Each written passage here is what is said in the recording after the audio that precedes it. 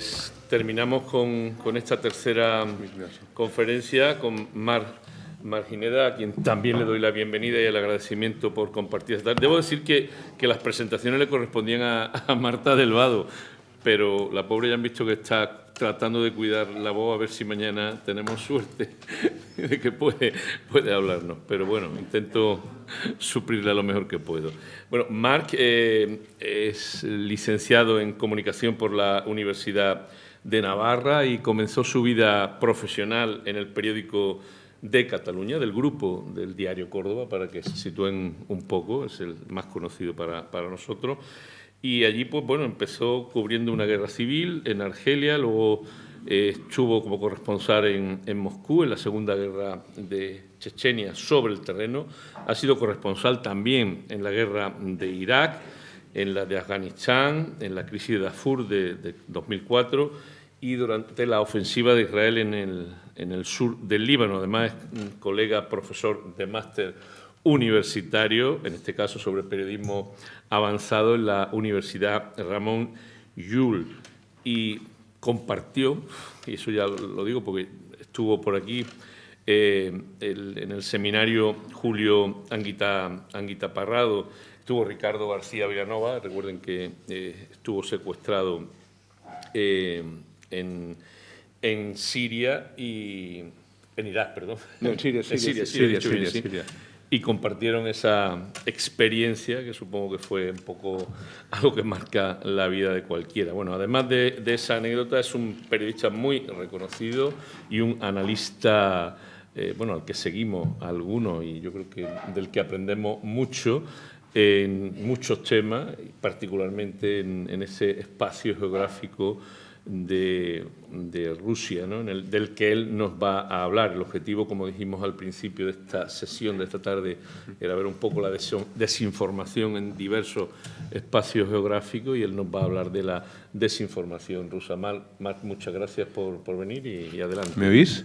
Sí. Vale, perfecto. Bueno, después de esta increíble exposición de Patricia, que nos ha hecho toda una lección magistral de desinformación, yo me voy a centrar solo en una parte muy poderosa del ecosistema desinformativo que hay instrumentos en la actualidad, que es el que genera Rusia, que es probablemente quizás del que más oímos hablar y el que está interactuando, aunque hemos visto que hay clarísimamente otros desde Israel, desde Estados Unidos o incluso en nuestros propios países, ¿no?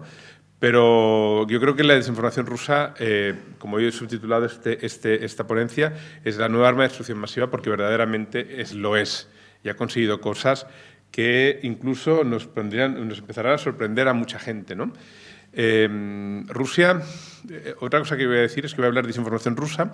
Luego también hablaré, si queréis, de lo que es un elemento de desinformación, aunque no está incluido en las Filminas, que es la instrumentalización del terrorismo, que me parece muy importante, por parte de Rusia, y que creo que hay que empezar a concienciar a la gente, a la opinión pública, respecto a ese fenómeno que es bastante desconocido y que solo unos pocos periodistas llegaron a desinformar, ¿no?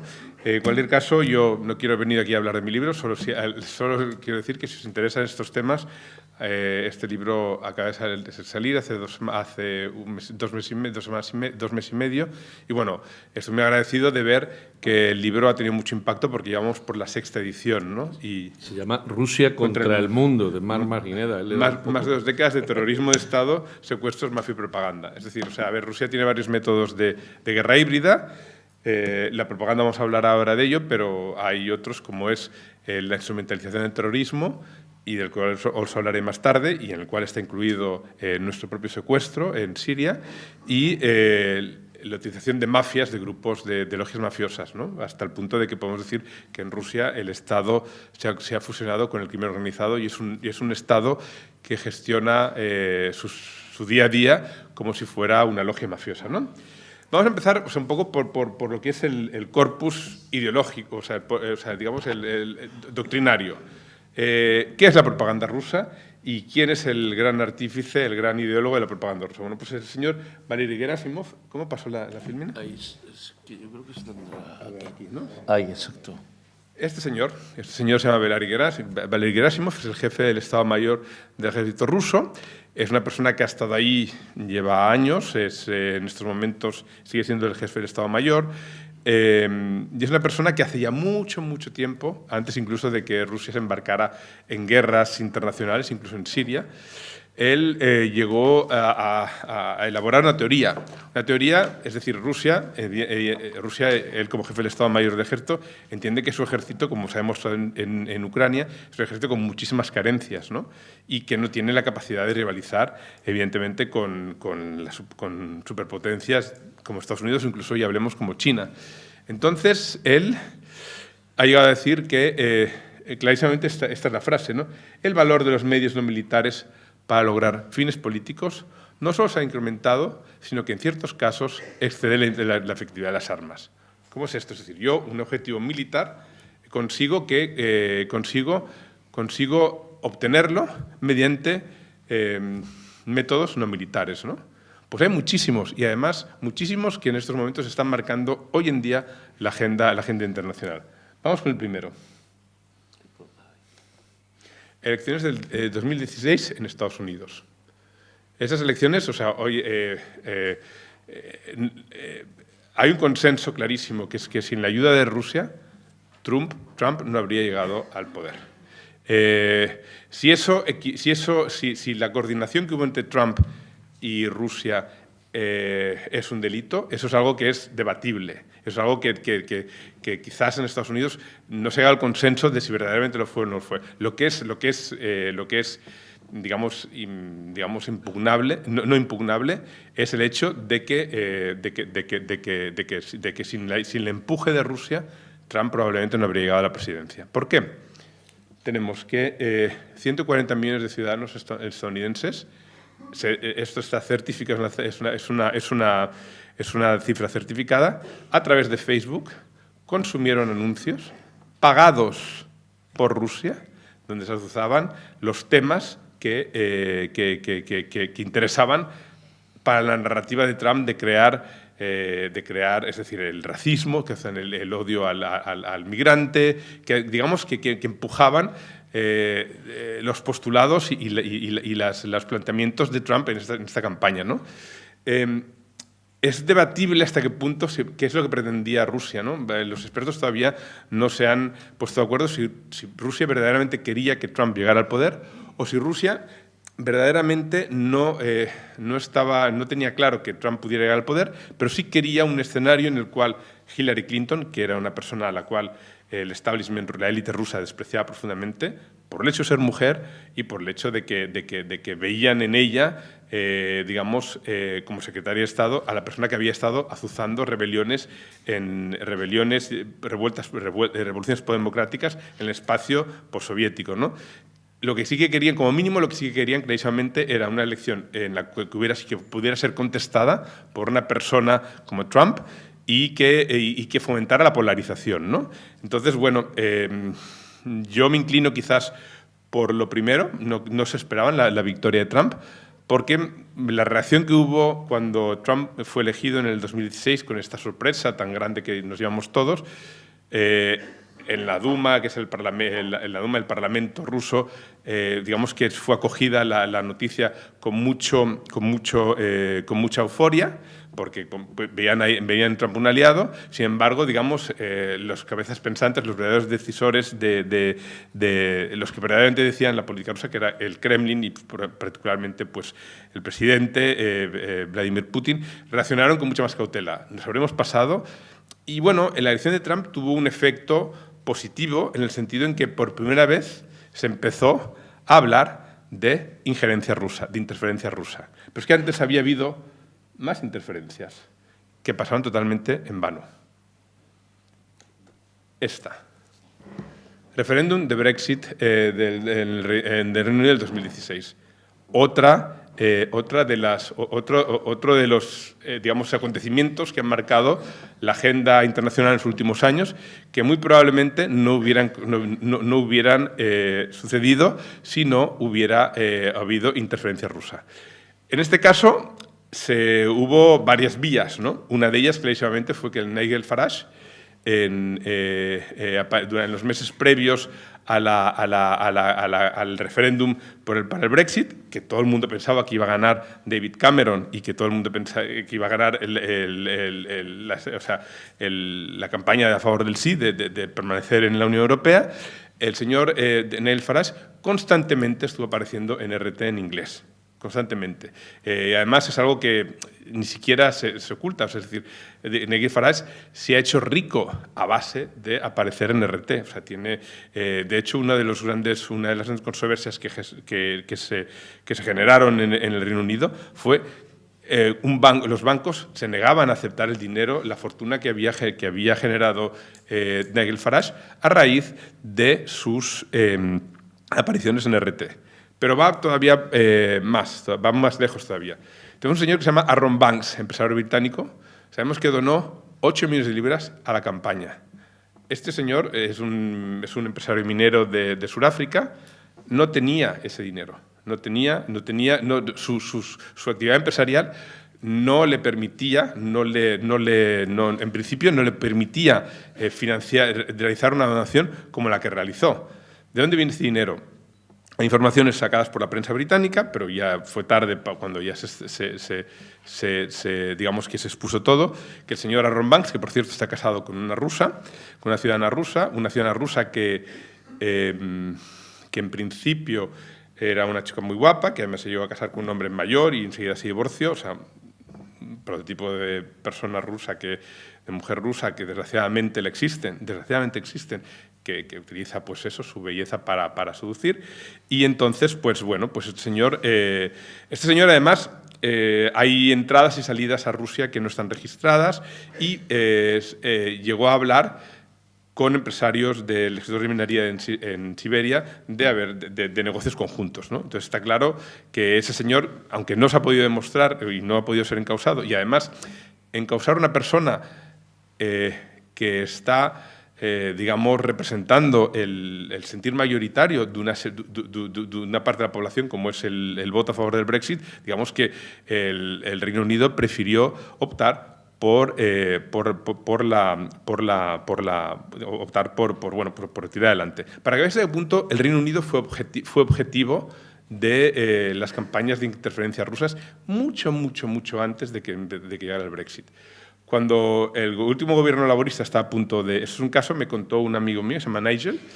Él estaba en un club frecuentado por políticos conservadores, poco antes de las elecciones en las que llegó al poder Cameron, y en ese club de repente se encontró con 2 chicas rusas y que no paraban, lo único que hacían era preguntarle que si podía, cuando ya sabía que el Partido Conservador y los Tories iban a ganar las próximas elecciones, querían conocer a diputados Tories, ¿no? O a gente que estuviera en las listas de los Tories. Él no consiguió que le dieran su nombre, sin embargo, le dijeron que trabajaba en una galería de arte en Charlton Street, ¿no?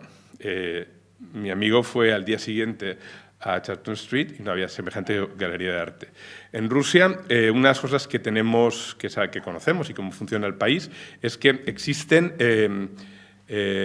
agentes freelance, es decir, tú eres un ruso, estás en una posición en un país extranjero y si tú eres capaz de ofrecer un servicio al gobierno, lo ofreces y el gobierno te recompensará. Es decir, no hace falta que seas miembro de los servicios secretos. Si tú eres capaz, tú te puedes posicionar, yo qué sé, casándote con alguien, te puedes posicionar pues en una institución importante o trabajando. Si tú eres capaz de ofrecer, si tú eres una persona importante para el gobierno, pues tú le puedes ofrecer al gobierno tus servicios y ese gobierno te recompensará adecuadamente. Es un país de oportunistas. Tercer caso, México. Muy recientemente, la reforma la reforma judicial en México en 2024. México, en junio del año pasado, celebró elecciones parlamentarias y presidenciales, ganó la presidencia Clara Sheinbaum, pero nadie, todo el mundo daba por descontado que no habría mayoría en las cámaras para aprobar una reforma judicial planteada por AMLO, que además una reforma que iba en el sentido que ponía en cuestión la independencia del poder, y el equilibrio de poderes, y convertía a los jueces del Supremo y a los jueces en general en sujetos de ser elegidos por sufragio universal, ¿no? Es decir, o sea, en la carrera judicial, en principio, en cualquier país normal del mundo, cualquier país, o sea, priman los méritos. Evidentemente, nosotros tenemos, en España tenemos problemas con la justicia, ¿no? Que está inclinada para un lado, para otro, pero el procedimiento de elección de jueces, aunque por muy corrupta que puedas tener el sistema de justicia, quizás no parece ser la medida que pueda llevar a que pueda verdaderamente, digamos, impulsar la democratización, ¿no? Entonces, bueno, no había mayoría, había mayoría en el Congreso, en la Cámara Baja del Parlamento, pero no había mayoría en el Senado. Necesitaban una mayoría de 2/3. Les faltaban 3 diputados. Entonces, perdón, les faltaban 3 diputados. 2 diputados acabaron siendo tránsfugas del partido PAN, del Partido Conservador, y les faltaba un diputado. Y aquí tenemos al señor Gerardo Fernández Noroña y a Adán Augusto López. Gerardo Fernández Noroña es el presidente del Senado y Adán Augusto López es el jefe de filas de la fracción de Morena, el partido gubernamental, en el Senado. El primero, ¿cómo consiguió el primero permitir que hubiera ese quórum y que hubiera ese número de senadores? Bueno, pues permitiendo que se celebrara una votación pese a la ausencia de un senador, ¿no? Que había sido retenido de una forma bastante rocambolesca y que no pudo venir el día de la votación. El segundo, que es el Adán Augusto López, ¿qué es lo que hizo? Según la prensa mexicana, se reunió con otro senador del PAN y le prometió que en el caso de que votara a favor de la reforma judicial, los casos judiciales contra su familia, en un país que es bastante corrupto, serían levantados, ¿no? Entonces, bueno, gracias a la gestión de estos dos, si vemos la sesión fue totalmente tumultuosa, es decir, es el momento más crucial de la historia reciente de México, en el cual el país dio un paso adelante hacia una democracia no liberal, en donde no existan un equilibrio verdadero de poderes. Ahí, pues bueno, consiguieron estas 2 personas sacar adelante esta votación. Además, incluso ni se pudo celebrar en la sede del Senado por la presión de la población, que verdaderamente, según los sondeos de opinión, no estaba a favor de esto. ¿Por qué Rusia está detrás? Nada más que ver las declaraciones del señor Gerardo Fernández Noroña, que dice que Putin es un gran líder, que fue elegido democráticamente y es un gran líder de la izquierda. Verdaderamente una percepción. Él es un admirador confeso de Putin, ¿no? O sea, es algo que ni siquiera él esconde, ¿no? Y además es una persona que él se está intentando colocar como candidato del partido oficialista de Morena para las próximas elecciones, ya que Claudia Sheinbaum no podrá repetir mandato. Y lo mejor de todo es Adán Augusto López. No hay más que introducir en Google la palabra Adán Augusto López, Rusia. ¿Y qué sale? El señor Adán Augusto López fue gobernador del estado de Tabasco cuando la petrolera rusa Lukoil recibió concesiones en las aguas territoriales de Tabasco. Él estaba presente en la inauguración de las instalaciones de Lukoil en Villahermosa, que es la capital del estado de Tabasco, y además la prensa mexicana denunciaba que sus perfiles en Instagram y en Twitter de la noche a la mañana habían tenido como decenas de miles de seguidores.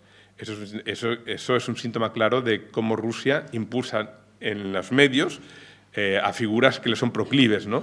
Llenándoles las cuentas de bots, ¿no? Entonces, pese a que es el momento más crucial de la historia reciente de México, ahí estaba Rusia.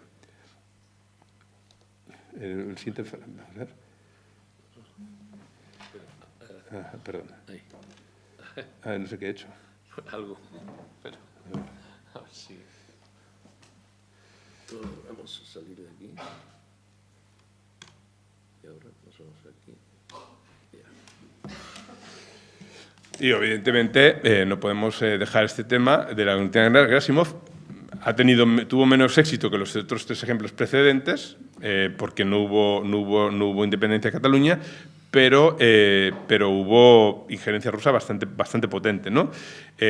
¿Cómo lo sabemos? Sabemos que, por ejemplo, había agentes del GRU, que es de inteligencia militar, en concreto de una unidad especializada en desestabilizar.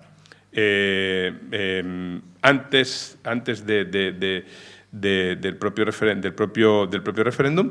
Luego, una cosa que cubrí yo en persona, que fue el hecho de que una persona que se presentó como asesor del presidente Carles Puigdemont se reunió con un diputado oficialista que se llama Sergei Markov, y este diputado oficialista, él le ofreció la posibilidad de reconocer la anexión de Crimea si Rusia reconocía la anexión si Rusia reconocía la Cataluña independiente. Se reunieron en 3 ocasiones, 2 antes del referéndum del 1 de octubre y una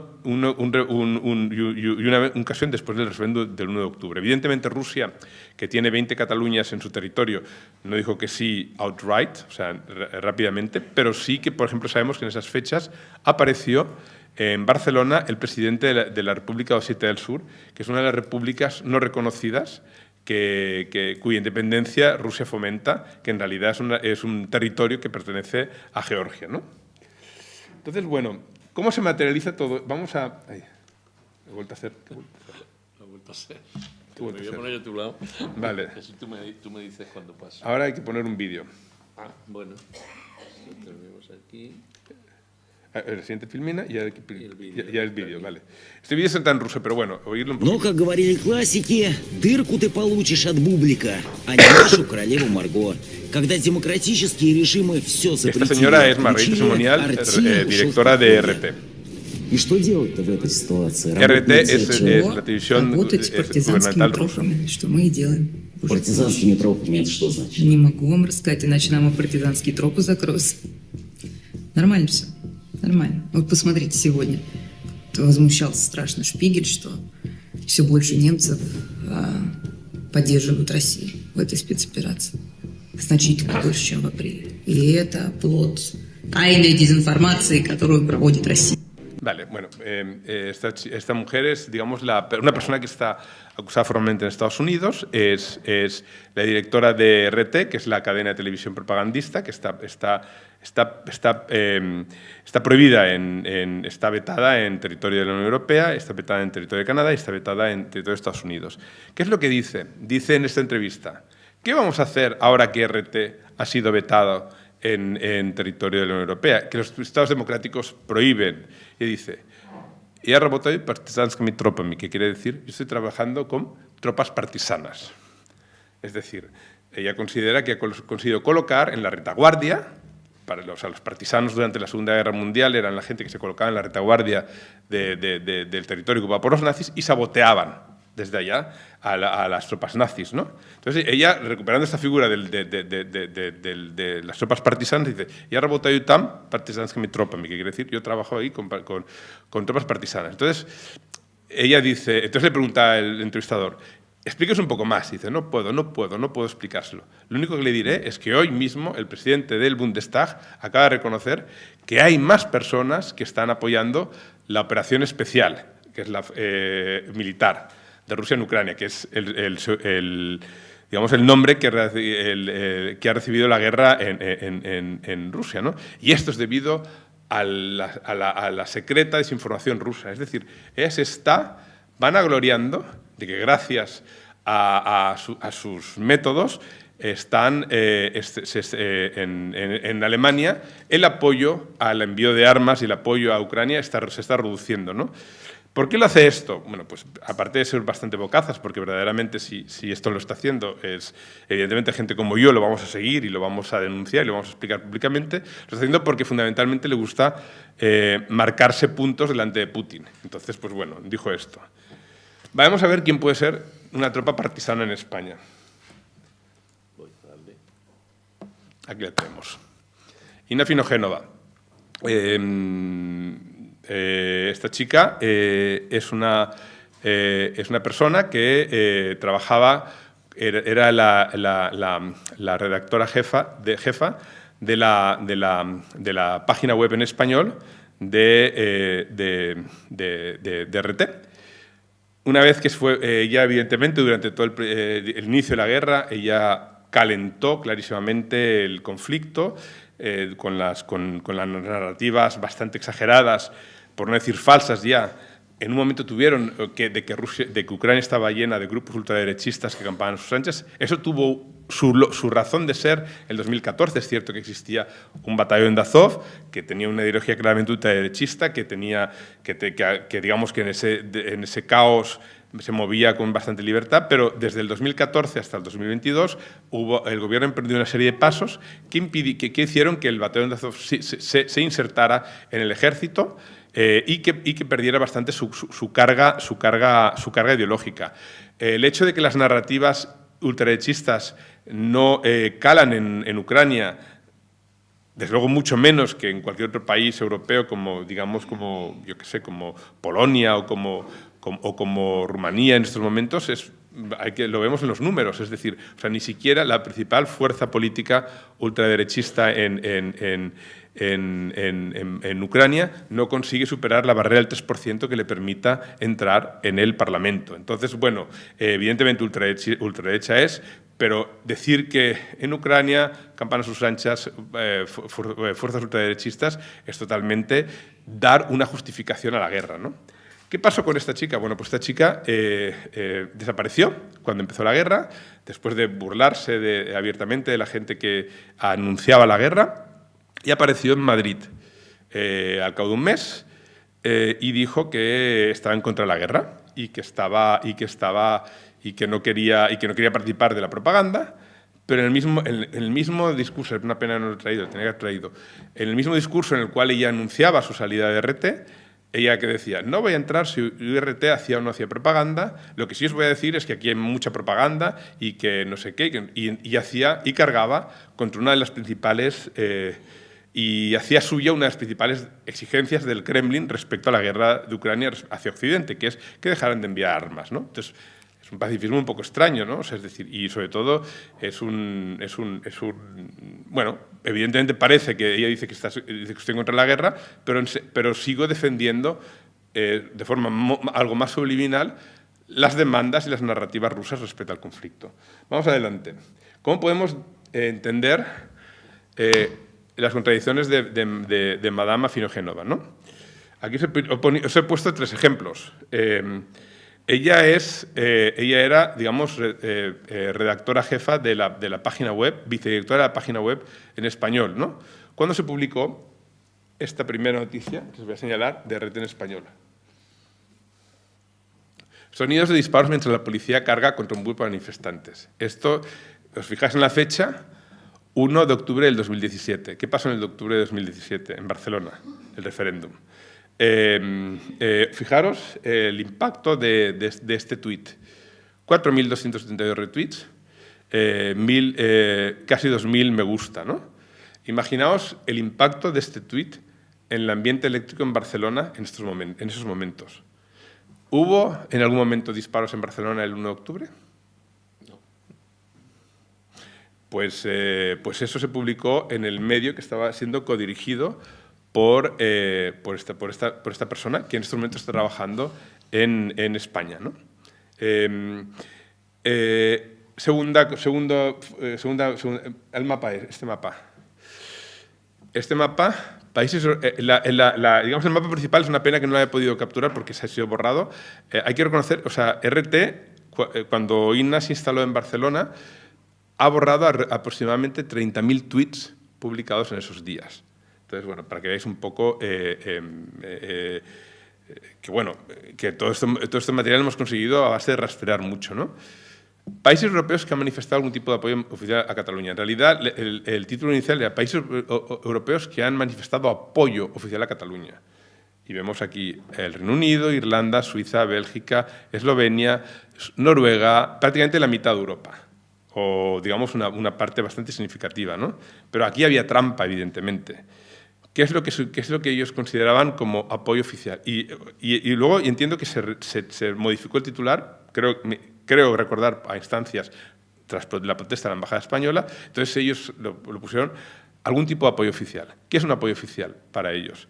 Una votación en el Parlamento donde se pedía, por ejemplo, una moción de diálogo, recibir simplemente a una delegación de Cataluña. Pero ¿cuántos países apoyaron, cuántos países reconocieron la independencia de Cataluña durante esos días? Ni siquiera Andorra, ¿no?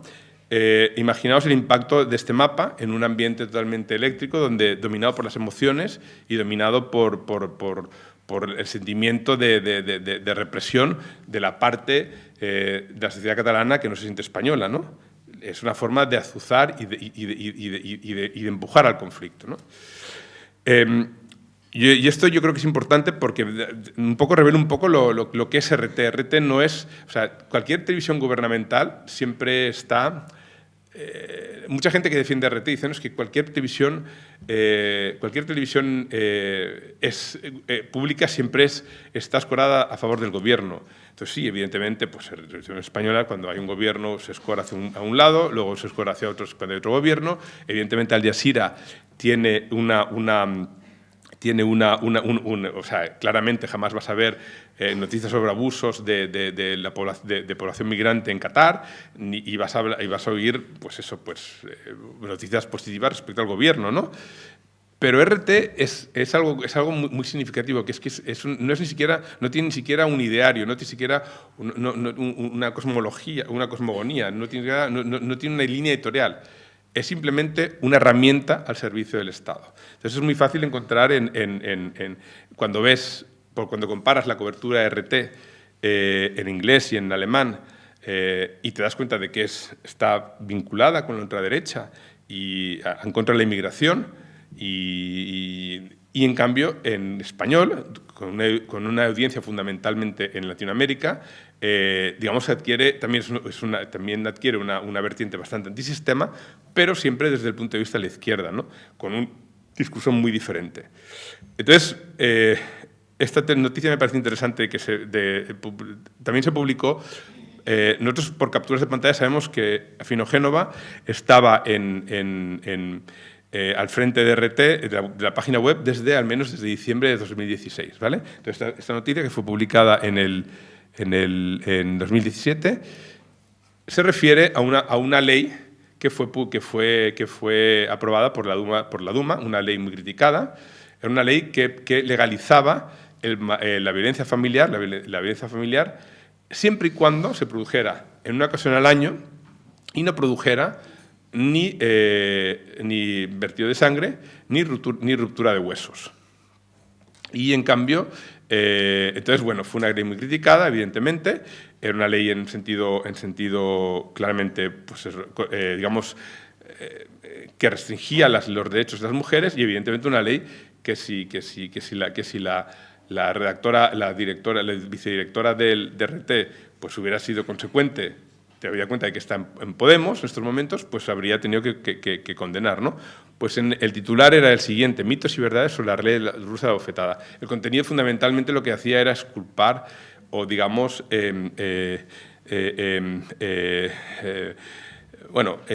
poner paños calientes sobre una ley que verdaderamente suponía un grandísimo retroceso sí. Vosotros diréis, bueno, RT en español, bueno, no tiene mucho impacto porque RT en español, pues es que prácticamente no se veía en Cataluña, ¿no? En aquella época, y era totalmente inocuo, ¿no? Pues no. Es decir, RT en español se convirtió en el segundo medio más presente durante los días siguientes a la consulta independentista, solo por detrás del País y por delante de medios como El Mundo, por delante de medios como Televisión Española y por delante de medios, incluido El Periódico. Eso os da cuenta de que y ahí lo tenemos las gráficas, ¿no? Tenemos RT es el azul y tenemos El Mundo prácticamente empatado por El Mundo, o sea, es decir, una televisión cuya audiencia fundamental está en Latinoamérica. Es decir, ¿de dónde genera este interés? ¿Cómo es posible que este interés se pueda generar, la cobertura de este medio pueda generar interés en una audiencia que fundamentalmente ve el tema desde un punto de vista muy tangencial en América Latina? No hay explicación posible. Insisto, RT se han borrado 30.000 30.000 mensajes de tweets difundidos en la ley en X. Ya para acabar sobre el tema de la propaganda y pasaré, si ya es la última, aquí voy a hablar de otros propagandistas del Kremlin en España, ¿no? Hasta cierto punto, lo importante es que han llegado a ser, porque verdaderamente tienen centenares de miles de seguidores, ¿no? Y además tienen una capacidad digamos, de desestabilización muy importante, ¿no? En el centro tenemos al coronel Baños. El coronel Baños es un militar en la reserva. Oficialmente no le está permitido hacer pronunciamientos políticos, pero los hace. Habla a favor de crear un partido político. En algunos de sus mítines, según testigos presenciales, se habla abiertamente de dar un golpe de Estado, y él no frena ese debate. Digamos que hace un poco como la CFA, y es una persona, pues, por ejemplo, capaz de hacer un tuit y no borrarlo, cuestionando la autoría rusa en el derribo del avión malasio del MH17, que causó la muerte a casi 300 personas, algo que está totalmente probado y que la justicia holandesa ha establecido que fue derribado mediante una batería rusa antiaérea, y ahí además incluso ya hay 4 condenados, ¿no? Él abiertamente, digamos, que es capaz de escribir un tuit así y no ponerlo en juicio. Pero no solo eso, sino recientemente él fue capaz de publicar un tuit cuestionando otro de los hitos importantes de lo que es que demuestran digamos, las prácticas rusas, que fue la masacre de Bucha. Él llegó a decir llegó a hacer un tuit cogiendo un informe por los pelos, diciendo: algún día sabremos la verdad. Luego tenemos 2 personajes que, aunque parezcan menos serios y con menos impacto y que menos credibilidad, pues la verdad es que están siempre constantemente, ¿no? Y son verdaderamente capaces de generar narrativas fundamentalmente desestabilizadoras, porque se trata de fomentar la desestabilización, de fomentar el descrédito del sistema. Es decir, nada funciona, el gobierno no está funcionando, todo el mundo es corrupto, todo el mundo es malo, cuando en realidad esta gente fundamentalmente está trabajando para los intereses de un país que es infinitamente mucho más corrupto, infinitamente mucho disfuncional que en España, aunque nosotros tengamos nuestros problemas, ¿no? Tenemos al señor Rubén Gisbert, también una persona que fue denunciada por negar la existencia de la masacre de Bucha o cuestionarla. Y además, es decir, él incluso fue capaz de negar algo que él mismo había grabado, que es decir, que no lo había hecho, ¿no? La señora Luis Ibaya, que tiene altos y bajos, y para que veamos un poco, es decir, hasta qué punto estos agentes de influencia llevan tiempo preparándose, es una mujer que tiene la nacionalidad española, con lo cual es muy difícil verdaderamente, pues eso, poner límites, porque al fin y al cabo está ejerciendo su derecho a la libertad de expresión, ¿no? Pese a que, pues tenemos ejemplos también de cuestionamientos clarísimos de cosas que verdaderamente han sucedido, ¿no? ¿Cuál es el objetivo de todo esto? El objetivo de todo esto es, sobre todo, hay 2. Fundamentalmente, cuestionar el hecho de que Rusia, de que en la guerra de Ucrania hay un país agresor y un país invadido, con todos los matices que tú puedas verle, con todos los problemas que uno le pueda ver al Estado ucraniano. La realidad es esa. No hubo provocación por parte de Ucrania. Antes del inicio de la guerra, las condiciones que Rusia planteaba para no invadir era casi un ultimátum, muy parecido al ultimátum que pudo plantear en su día Hitler a Polonia. Las condiciones no eran solo que Ucrania no entrara en la OTAN, algo que no estaba en la agenda y que no está en la agenda en los próximos 20 años, ¿no? No solo eran eso. Rusia exigía derecho de veto sobre los despliegues militares de la OTAN en los antiguos países del Pacto de Varsovia. Y eso equivalía literalmente a una concesión del derecho, a un retroceso y al escenario por la puerta de atrás de la soberanía ilimitada de estos países, de Polonia, de la República Checa, de Eslovaquia, etcétera, etcétera, ¿no? Entonces, clarísimamente, pues bueno. Y luego yo también, si queréis, podemos debatir, hemos aquí hablado de la propaganda. Como sabéis, yo fui secuestrado. Rusia instrumentaliza el terrorismo. Lo ha instrumentalizado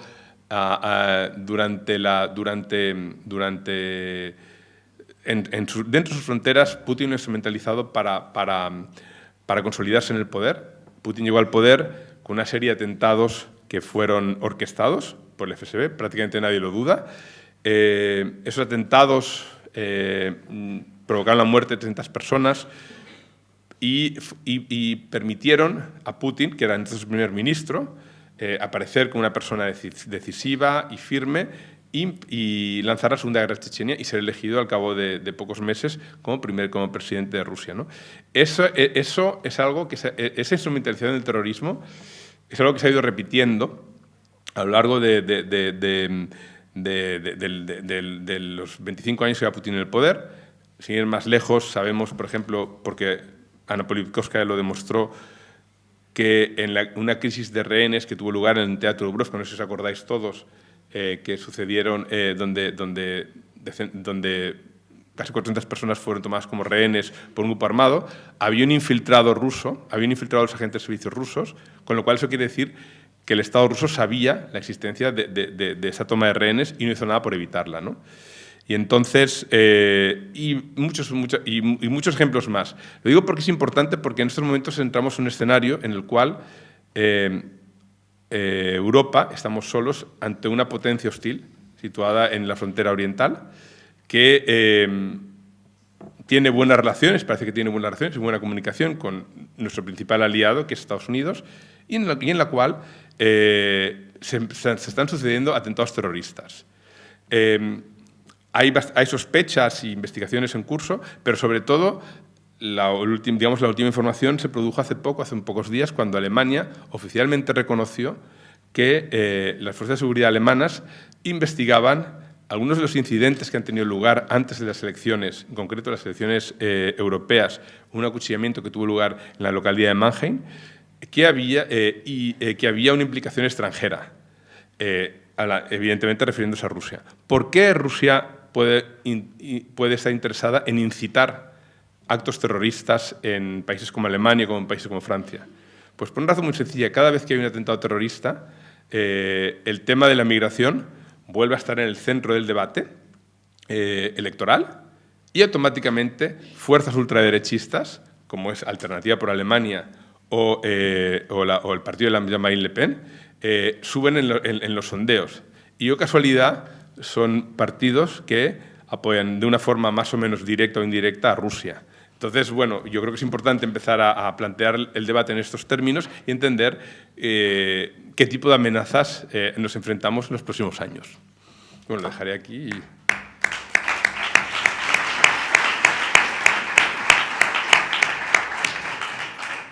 Muchas gracias, Marc. ¿Alguna intervención?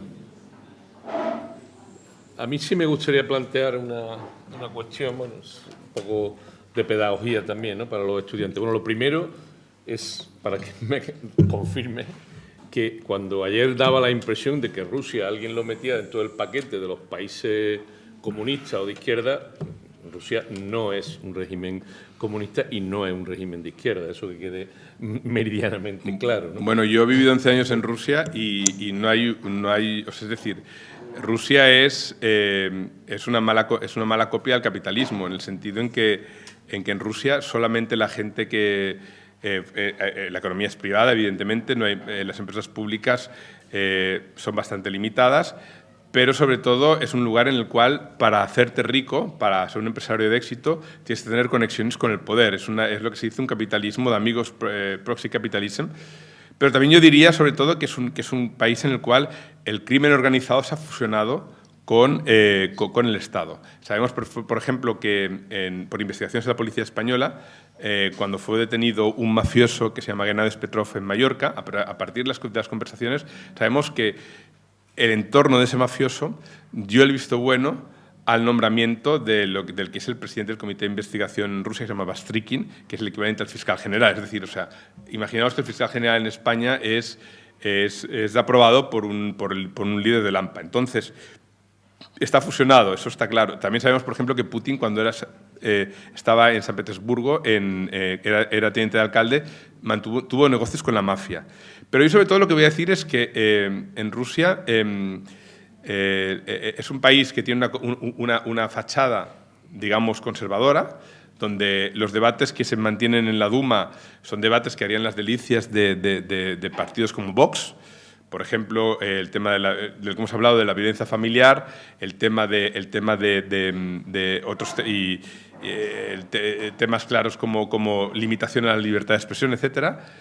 Pero es que ni siquiera es eso, porque si vemos las vidas privadas de Putin o de la misma Margarita Simonian que hemos visto ahora, son gente que para nada respeta ningún tipo de valor conservador. Putin es una persona divorciada. Hay rumores de que puede tener ciertas tendencias pedófilas. De hecho, hay una fotografía suya verdaderamente vergonzante donde se le ve abrazando a un niño de 8 años muy, muy guapo. Y son rumores, no quiero entrar ahí en eso. Y, por ejemplo, Margarita Simonian, hasta hace poco, literalmente vivía con la persona con la que vivía, no vivía casada. Entonces, ni siquiera es eso. Yo diría que Rusia es un sistema donde existe mafia, dinero y poder. Lo bueno que Rusia, lo que ha hecho y Putin ha aprendido de la historia, ha aprendido que la ideología de la derrota de la Unión Soviética en la Guerra Fría, ha aprendido que la ideología le limita solo a la hora de influir. Entonces, Rusia lo que es capaz es de establecer complicidades pues con la extrema derecha, a partir de esos valores conservadores que asegura defender, con la extrema izquierda, con su antiamericanismo, incluso con los partidos independentistas, pese a que cualquier veleidad independentista en Rusia es castigada con la mayor dureza, ¿no? Entonces, simplemente es un país que está gobernado con criterios de crimen organizado y donde, por ejemplo, si tú tienes un ciudadano ruso que le interesa al gobierno es detenido en Estados Unidos, automáticamente lo que va a suceder es que en Rusia va a detener a un ciudadano americano con cargos falsos y lo va a mantener en la cárcel hasta que se produzca un intercambio. Eso es una toma de rehenes y es una lógica totalmente de gángster o de logia mafiosa. Y bueno, unido a eso, lo que te quería plantear, bueno, que un poco para una brevísima reflexión, porque ya vamos mal de hora, es cómo partidos tan, entre muchas comillas, patriotas, como Vox, ¿sí?, contrarios a la independencia de Cataluña, número uno, porque la patria española es lo primero y tal, sin embargo, se alían con Rusia, que, como tú has dicho y como en fin, prácticamente está comprobado, colaboraron con el proceso independentista de Cataluña de alguna manera. Es decir, esa dinámica, ¿cómo se explica si no es con la desinformación y la mentira? Es que yo, por ejemplo, yo me remito a lo que ha dicho Patricia, ¿no? Es decir, o sea, cuando vivimos en la era de la emoción y entonces, por ejemplo, me remito un poco a la impotencia de los ucranianos cuando hablaban con sus familiares rusos y les decían lo que estaba sucediendo. Es decir, nosotros podemos decir muchas cosas sobre lo que sucedió en Cataluña y la injerencia de Rusia, pero es que no lo quieren creer. Cuando alguien no lo quiere creer, es que no lo quiere creer. Y entonces se aferra a... Es el predominio de la emoción sobre la razón. Y digamos, la renuncia por parte del ser humano a conocer más allá de lo que te están diciendo. Eso es lo cual me parece bastante terrible, ¿no? ¿Había una pregunta por allá? Sí. Ahí el micrófono, por favor. Gracias, Paco. Sí, la deriva de la racionalidad hacia lo emotivo parece que es lo que nos invade. Quería recordarle a los jóvenes, sobre todo, que no se pierdan la película sobre la biografía de Trump, que antes habéis hablado pero no creo que no se ha nombrado esa película y sería interesante que la vieran, ¿no? Está, ¿no? Creo. Él, En Movistar, me parece que está. sí, está en Movistar. Es hagamos publicidad. El aprendiz. El aprendiz. Es muy, muy significativa. Se la recomiendo vivamente que la vean. Se la pondré yo en clase, ¿no? Te Eso, preocupes. pónsela en clase. Por otra parte, hay algunos países muy ricos de los cuales no se nombra nada cuando habéis hecho una descripción magnífica de la situación internacional. Todos os felicito. Pero, ¿qué pasa con Arabia Saudí y los países del Golfo? ¿Eso qué hacen? No se habla de ellos para nada, no aparecen en las fake, están ocultos, solamente contratan futbolistas y tenistas o hacen algo más. Bueno, o sea, a mí me parece, una de las cosas que a mí me sorprendió muchísimo de Arabia Saudí y además, o sea, muy interesante, porque tú ves, hay un poco, incluso a partir de ese hecho, yo pude identificar algunos agentes de influencia de Rusia en España. Sucedió después del asesinato de Khashoggi, un periodista de Arabia Saudí que fue asesinado y descuartizado en el consulado de Arabia Saudí en Estambul. Pues bueno, tú ves mucha gente vinculada o próxima a la extrema izquierda criticando a Khashoggi y criticando a Estados Unidos, criticando a Occidente por callar por este tema y dar totalmente bueno, exigiendo responsabilidades. Entonces, ¿qué pasó? Evidentemente Putin es un gran oportunista, entonces él vio que el príncipe Salmán en Arabia Saudí después de esto estaba verdaderamente aislado. Entonces sucedió, se convocó a la cumbre del G20 en Buenos Aires y ese mismo día Putin lo primero que fue ir directo al príncipe Salmán, le dio un abrazo delante de todos los periodistas como si fuera un gran amigo. El mensaje subliminal era: en el país de este señor se matan a periodistas, en mi país se matan a periodistas, y si me vais a permitir y yo me lo paso por el escroto. Perdonad. Eso era el mensaje subliminal. Y yo llegué a ver a compañeros que habían hecho campaña y que habían hecho, digamos, agitado ese tema, de repente decir, Putin es Putin, punto. Justificar eso me pareció tremendo.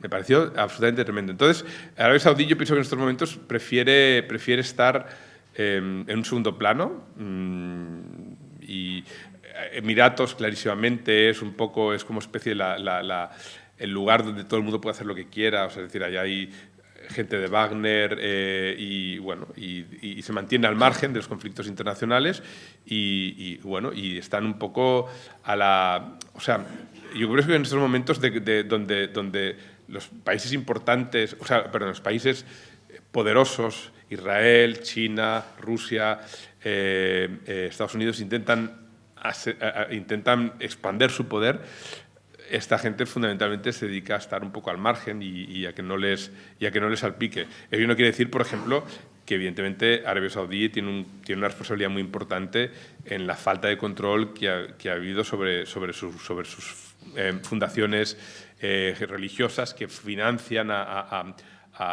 que llegan a financiar, por ejemplo, grupos terroristas de forma indirecta, ¿no? Entonces pero eso parece que en estos momentos está en un segundo plano.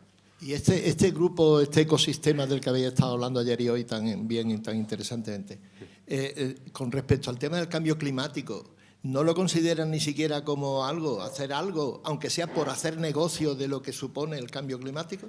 ¿Te refieres a los países? A los países del ecosistema que hemos estado hablando. Yo pienso que en ninguno de ellos ninguno de ellos está gobernado por gente que sea sensible al cambio climático o a la agenda.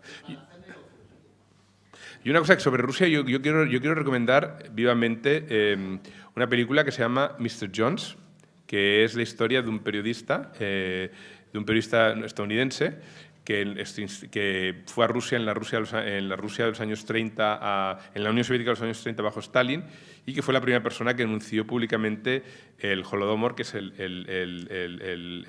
holocausto por la hambruna provocada por Stalin en Ucrania. Y cómo, por ejemplo, Rusia había conseguido, Stalin había conseguido cooptar a un periodista de New York Times que está constantemente siendo cuestionado, que se llama Walter Duranty, cómo había gente que se puso de perfil cuando hubo estas denuncias. El ambiente entre los corresponsales en Moscú es muy parecido al ambiente que yo viví de sospecha y de presión tremenda No sabéis lo que es vivir en Moscú sabiendo que tu ayudante pasa información al gobierno porque no puede hacer otra cosa, ¿no? Yo creo que recomiendo vivamente esa película porque verdaderamente es un fiel reflejo. O sea, Putin es estalinismo .0 sin comunismo.